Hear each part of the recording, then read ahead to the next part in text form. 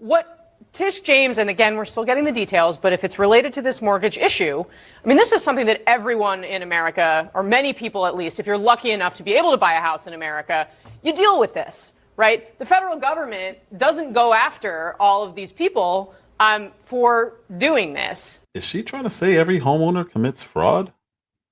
Maybe she needs to be looked into if she owns a home.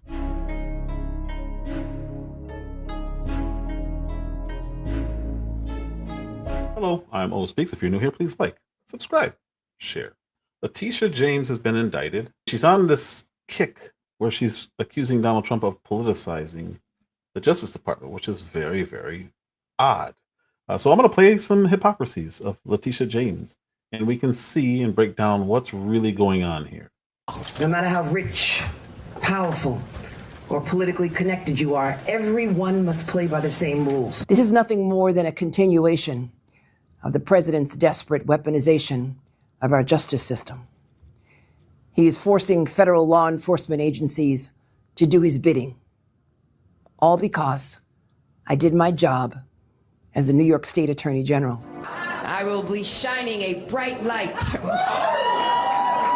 into every dark corner of his real estate dealings.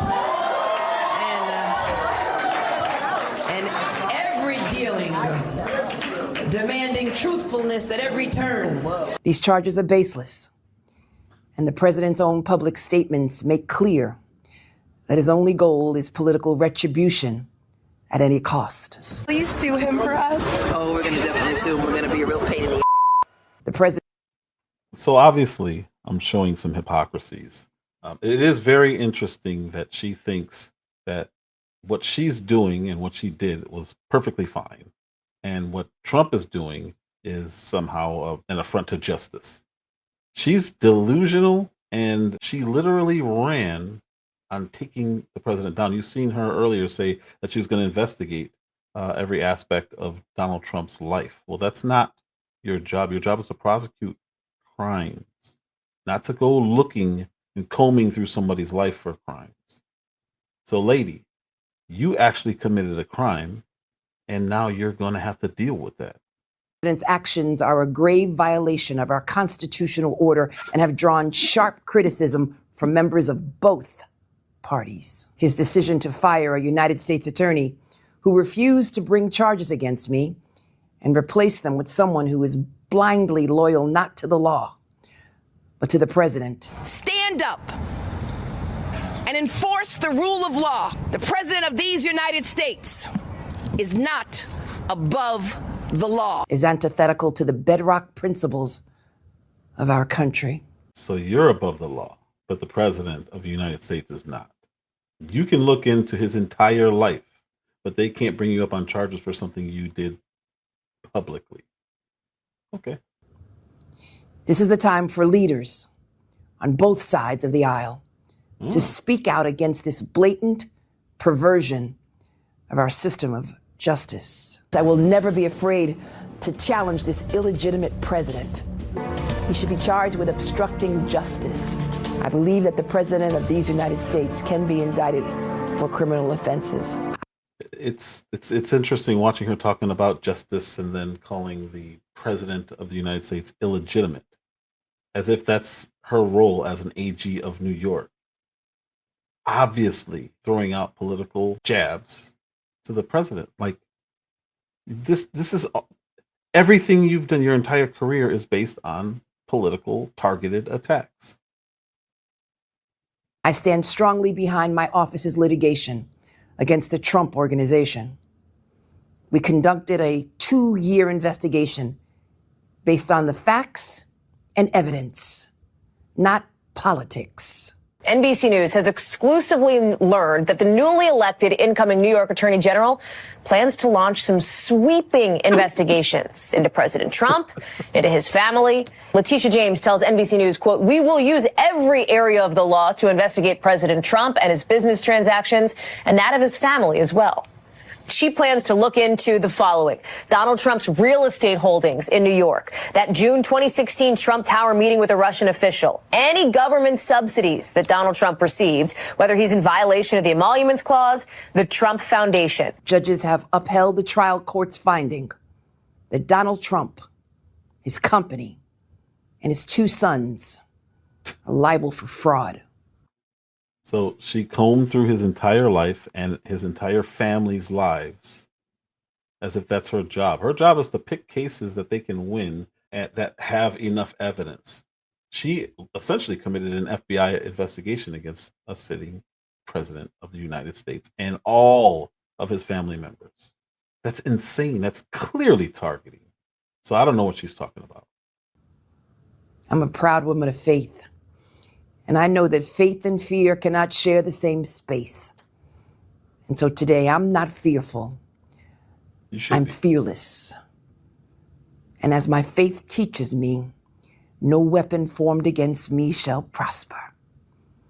We will fight these baseless charges aggressively. And my office will continue to fiercely protect New Yorkers and their rights. And I will continue to do my job. Continue to do my job. Dramatic pauses. Phenomenal.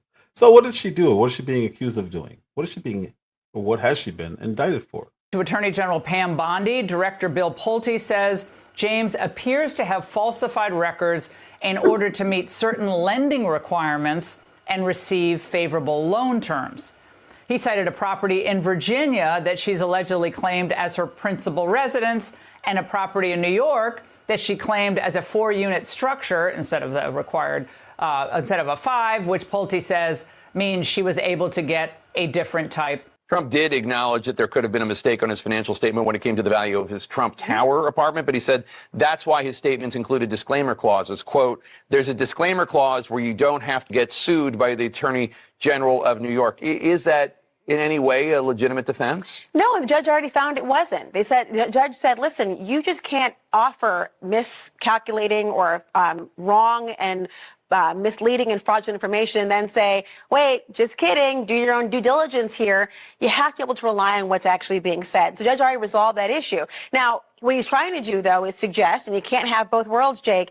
He can't on the one hand say he's in control of everything, on the other hand say, look, everyone else told me this, and I handed it over and delegated. Both can't be true on a fraud trial. Now that's CNN when talking about Trump's case. Now let's look at CNN when talking about Letitia James' case. To prove that it's done knowingly, and so if it's a mistake, that's actually relevant criminally. It has to be. If it is a mistake, and the person says, "Look, it's obviously a mistake. Here's evidence it's a mistake," then you can't prove intent, and that's important. They've acknowledged, Letitia James seems not, there was an error on a power of attorney form. They would try to argue that that was no intent of wrongdoing if she was presenting throughout, and the bank itself did not feel it was defrauded because they had the correct information. So now intent matters. It's interesting because the banks in Donald Trump's case said that they had no losses. They got paid all of their money with interest back. But Letitia James said, yeah, well, you falsified records. We're coming after you. You defrauded the banks and the people of New York. And now here she is. Oh, it was just a mistake. Don't worry. I didn't do anything wrong. Nobody was hurt. Not even the people of New York. One false document. Well, Jake, the key question, assuming this is in fact a mortgage fraud case, is whether Letitia James intentionally and specifically made a false representation. So as Kara said, now they're going to have to prove their case to a jury eventually beyond a reasonable doubt. And if this is a mistake or something that was done inadvertently, that's not going to be enough to support a criminal charge against Letitia James. Here's what I think. If Democrats like Slotkin are going to come out today and whine about selective prosecutions over Tish James, her entire career is built on the selective prosecution of one man. Now, I also believe what Elliot said. There's a process here. Everybody gets their day in court. Obviously, a grand jury saw enough evidence to bring charges. We don't know what they are, but a grand jury looked at this and says, okay, there's something here. She gets to go to court just like Comey, just like anyone else. But to me, it's just not going to fly to boo-hoo over selective prosecutions on this particular person who promised in her campaigns, who went after him on things, as Jonah said, that had no business ever happening, if not but for the man's last name being Trump.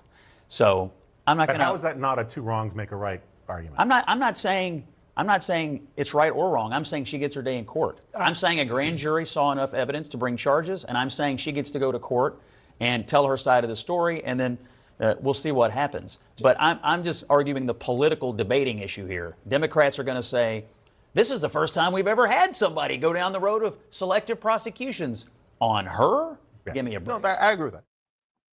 And it's absurd. Obviously, it's absurd. It is really interesting watching her and Comey and guys like Adam Schiff, as if we didn't see what they've been doing over the last 10 years against Donald Trump.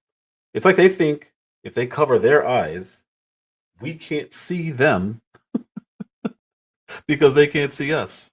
We saw what you guys did. What do you think's going to happen? How corrupt can you be that you don't think that you're able to be not gone after, but to be investigated because you're clearly corrupt? Letitia James, who actively campaigned on getting Donald Trump. And now she's acting as if she's confused. I don't know what's going on. This is an outrage. Such an outrage. I'm Mo Speaks. If you're new here, please like, subscribe, share. I like when you guys share. Letitia James,